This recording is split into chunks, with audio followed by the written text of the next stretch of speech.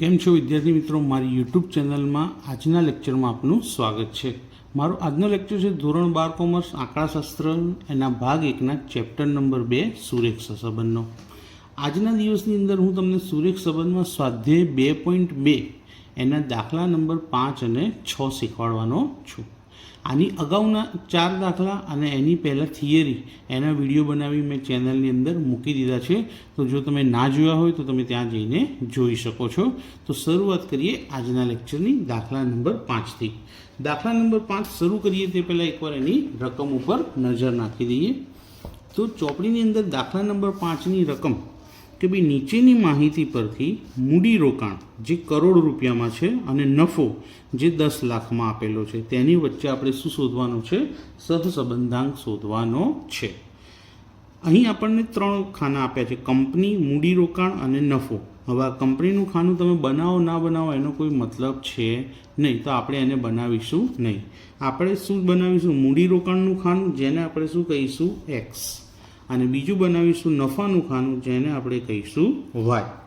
હવે જોઈએ કે આ દાખલો કઈ રીતથી થશે, કારણ કે સહસંબંધાંક શોધો કીધું છે એટલું, એટલે કાર્લ પિયર્સનની ગુણન પ્રઘાતની રીત વાપરવી પડશે। અને ગુણન પ્રઘાતની રીતમાં 3 સૂત્રો છે અને 3 સૂત્રો માટેના નિયમ આપ્યા છે, તો આપણે નિયમનું પાલન કરતાં કઈ રીતથી દાખલો થશે તે પહેલાં શોધી લઈએ। તો જોડાઈ જાઓ દાખલા માટે। શરૂઆતમાં મેં દાખલા નંબર 5ની એક્સ અને વાયની કિંમતો લખી દીધી છે। હવે આપણે શું કરીશું? એક્સની કિંમતોનો સરવાળો કરીએ। તો એક્સની કિંમતો 15, 22, 12, 10, 17, 20 અને 14। તો આ કિંમતોનો સરવાળો કરતાં આપણને ટોટલ મળે છે 110।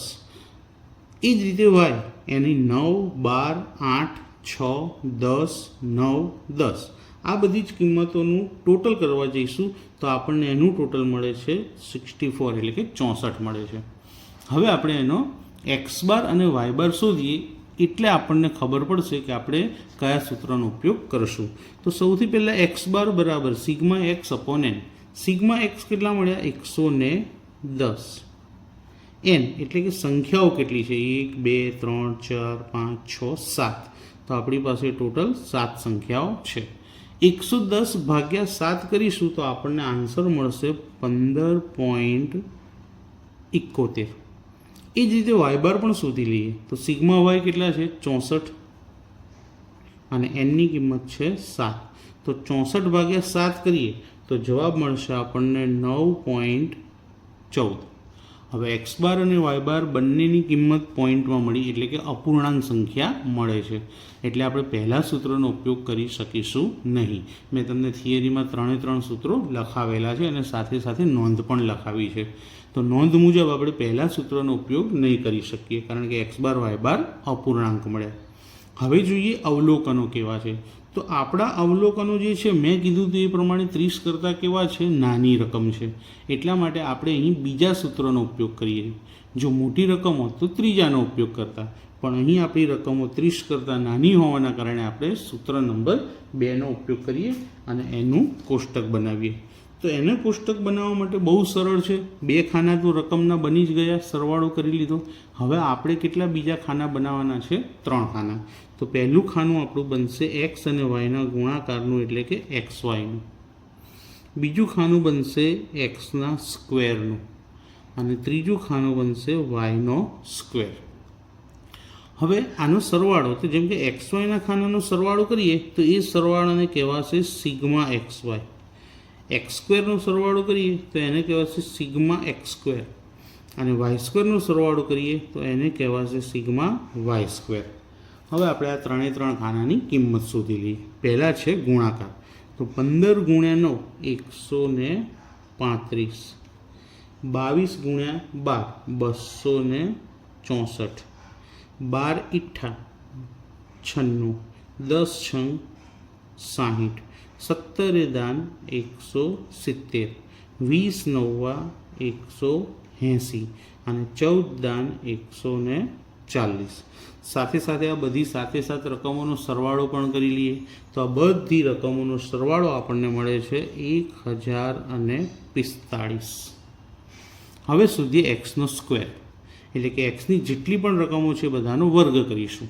તો 15નો વર્ગ 225, 22નો વર્ગ 484, 12નો વર્ગ 144, 10નો વર્ગ 100, 17નો વર્ગ 289, 20નો વર્ગ 400, 14નો વર્ગ 196.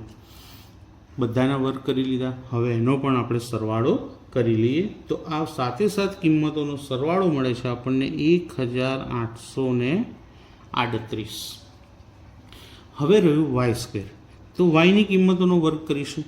9નો વર્ગ 81, 12નો વર્ગ 144, 8નો વર્ગ 64, 6નો વર્ગ 36, 10નો વર્ગ 100, 9નો વર્ગ 81 અને ફરીથી 10નો વર્ગ 100.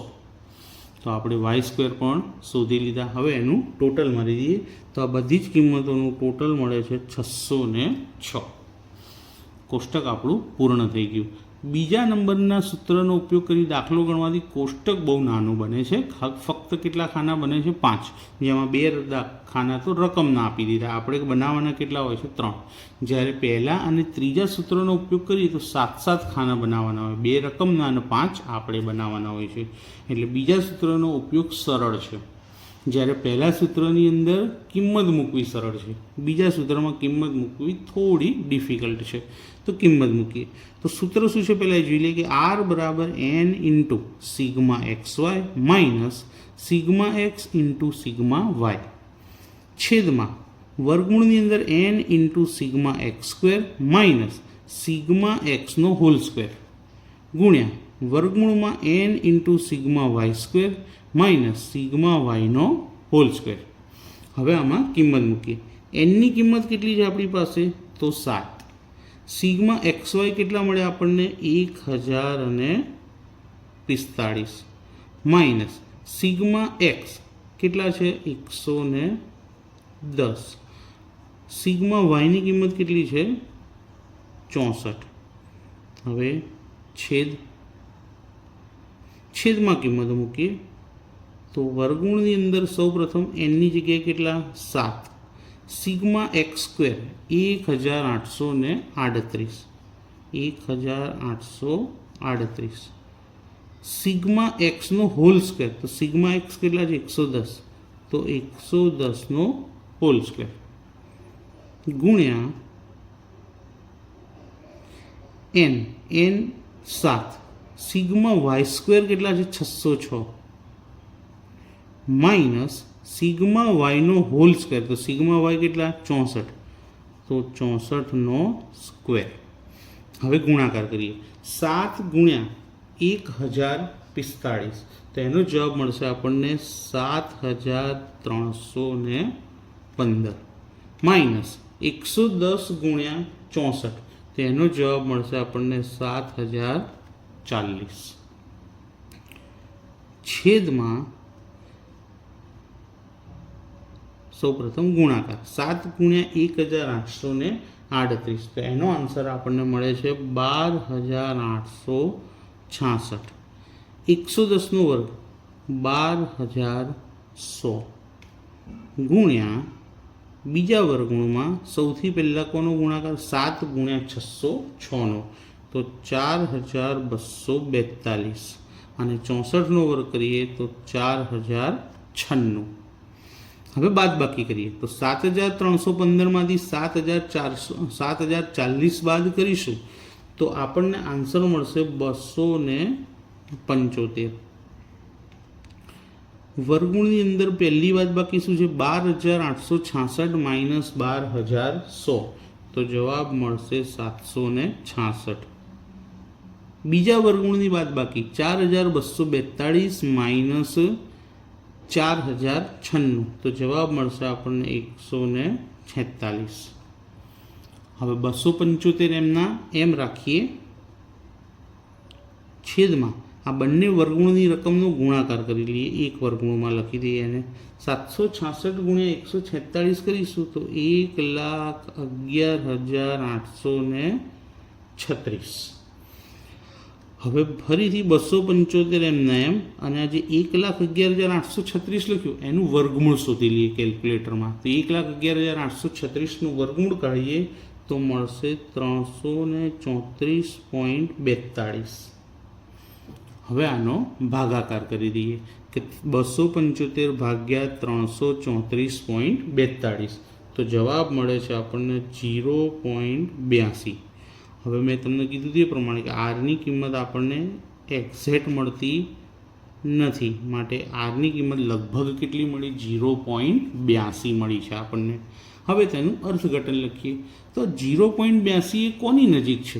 એકની નજીક આવેલી કિંમત છે. અને જ્યારે કિંમત એકની નજીક આવેલી હોય ત્યારે સહસંબંધાંક સહસંબંધ કેવો હોય છે? વધુ ગાઢ ધન સહસંબંધ ગણવામાં આવશે. તો આરની કિંમત એકની નજીક હોવાથી આપેલા બંને ચલો વચ્ચે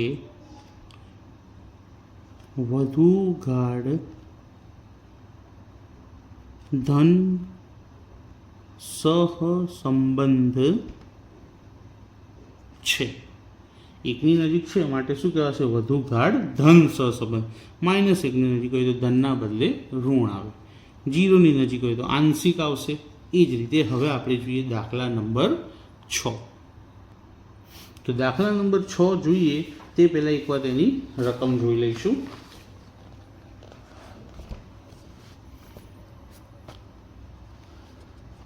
દાખલા નંબર 6 ચોપડીમાં કંઈક આ રીતે આપેલો છે કે કોઈ એક શાળામાંથી પસંદ કરેલા 5 વિદ્યાર્થીઓના પ્રતિદિન અભ્યાસના સરેરાશ કલાકો અને ઊંઘના સરેરાશ કલાકોની માહિતી આપેલી છે.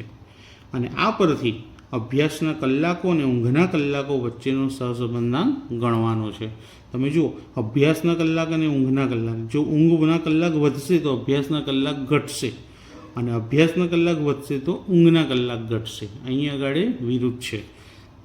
ચલો, તો હવે આપણે શરૂઆત કરીએ. અહીંયા વિરુદ્ધ છે એટલે ઋણ સહસંબંધ આવી શકે છે. તો સૌથી પહેલાં તો જે કોષ્ટક આપ્યું છે એને આપણે ચોપડામાં દર્શાવી દઈએ. તો ચોપડામાં દર્શાવી દીધું. હવે સૌથી પહેલાં તો નક્કી કરવું પડશે કે આમાં પદ્ધતિ કઈ થશે. 3 સૂત્રો છે આપણી જોડે કાર્લ પિયર્સનના, તો 3માંથી કોનો ઉપયોગ થશે? તો એના માટે x બાર y બાર શોધી લેવાના. ખૂબ જ સરળ છે. તો સૌથી પહેલાં xની 5 કિંમતોનો આપણે સરવાળો કરીએ. તો xની 5 કિંમત 10, 5, 7, 5 અને 3. તો આ બધી કિંમતોનું ટોટલ થાય છે 30. એ જ રીતે yની કિંમતો 6, 9, 7, 8, 10 એનું ટોટલ કરીએ તો એનો સરવાળો મળે છે આપણને 40. x બાર y બાર શોધી લઈએ. x બાર બરાબર સિગ્મા એક્સ અપોન એન. તો સિગ્મા એક્સ કેટલા મળ્યા? 30. એનની કિંમત કેટલી છે? 5, કારણ કે 5 રકમો આપેલી છે. એ જ રીતે સિગ્મા વાય કેટલા છે? 40. અને એનની કિંમત 5. કેટલા 5 30 થાય? તો 6 5. કેટલા 5 40 થાય? 8 5. તો અહીં આપણને x બાર અને y બારની કિંમત પૂર્ણાંક સંખ્યા મળી છે. જો પોઈન્ટ આવતો નથી એટલે કેવી સંખ્યા કહેવાશે? પૂર્ણાંક સંખ્યા. અને જ્યારે પૂર્ણાંક સંખ્યા મળતી હોય x બારની અને y બારની, તો પહેલા સૂત્રનો ઉપયોગ થશે x માઇનસ એક્સ બારવાળા સૂત્રનો. તો એના માટે કોષ્ટકમાં ઉપર પહેલાં ટાઇટલ લખી દઈએ બધા. સૌથી પહેલું ખાનું બનશે આપણું x માઇનસ એક્સ બાર. બીજું ખાનું બનશે આપણું y માઇનસ y બાર. ત્રીજું ખાનું બનશે આપણું x minus X bar into y minus y બાર. ત્યારબાદ x માઇનસ એક્સ બારનો સ્ક્વેર અને છેલ્લે y માઇનસ y બારનો સ્ક્વેર. બધાનો સરવાળો કરીએ તો આગળ સિગ્મા લગાવવા પડે, એ પણ લખી દઈએ. Sigma X minus X bar, sigma y minus y બાર, sigma X minus X bar into y minus y બાર, સિગ્મા એક્સ માઇનસ એક્સ બારનો સ્ક્વેર અને છેલ્લું સિગ્મા y માઇનસ y બારનો સ્ક્વેર. હવે આ બધાની ગણતરી કરીએ.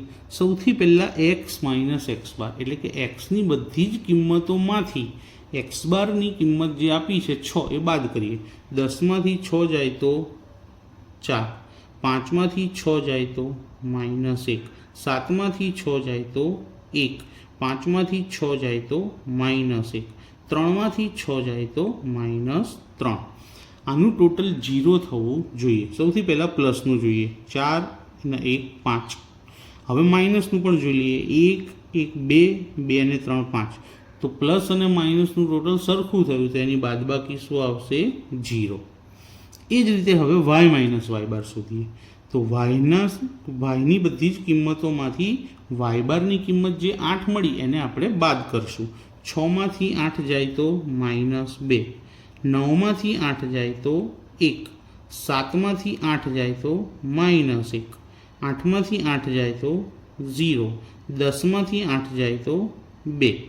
અહીં પણ ચેક કરી લઈએ પ્લસ માઇનસ સરખા છે કે નહીં. તો પહેલાં પ્લસ 2 અને 1 3, માઇનસ જોઈ લઈએ તો 2 અને 1 3, એટલે બાદબાકી શું થશે એની? 0. હવે આપણે શું કરીએ? x minus X bar into Y minus Y bar, એટલે કે આ બંનેનો ગુણાકાર. 4 દુ 8, પણ કેવા 8? Minus, plus minus minus. 1 એકા 1, પણ એ પણ કેવા આવશે? માઇનસ. 1 એકા 1, એ પણ કેવા? -1. અહીં 0 સાથે ગુણાશે એટલે 0 થઈ જશે. અને 3 દુ 6, એ પણ કેવા? -6. આનો સરવાળો કરીએ. 8 1 9 ને 10, 10 ને 6 16, પણ બધી રકમો માઇનસ હોવાથી શું મળશે? -16 મળશે. હવે વર્ગ કરીએ. વર્ગ ક્યારેય માઇનસ હોતા નથી.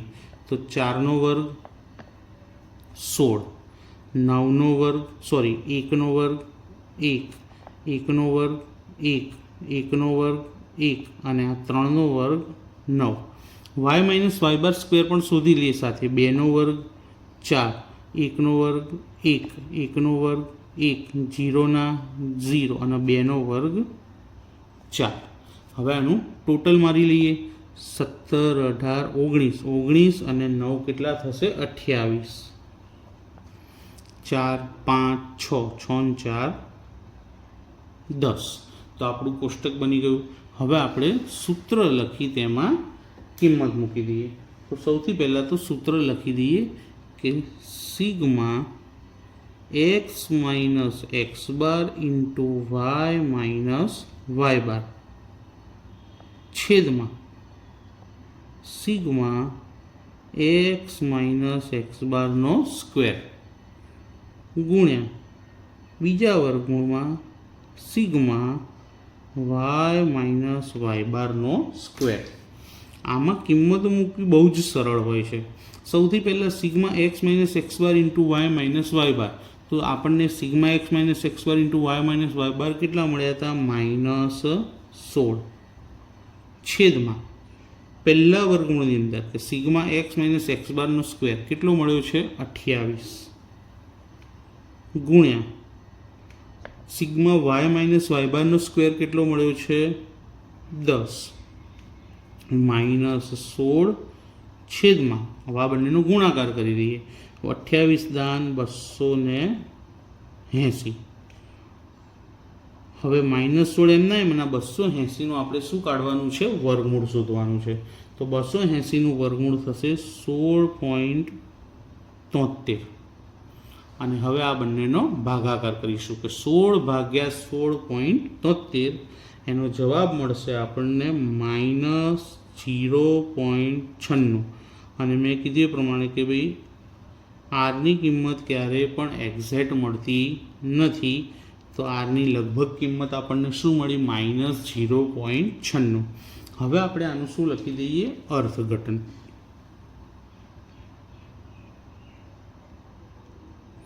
અર્થઘટનની અંદર આપણે લખીએ કે ભાઈ આરની કિંમત આપણને કેવી મળી છે? -1ની ખૂબ જ નજીક મળેલી છે. તો -1ની ખૂબ જ નજીક હોવાને કારણે અહીં ઋણ સહસંબંધ આવશે, એ પણ કેવો? વધુ ગાઢ. તો આરની કિંમત -1ની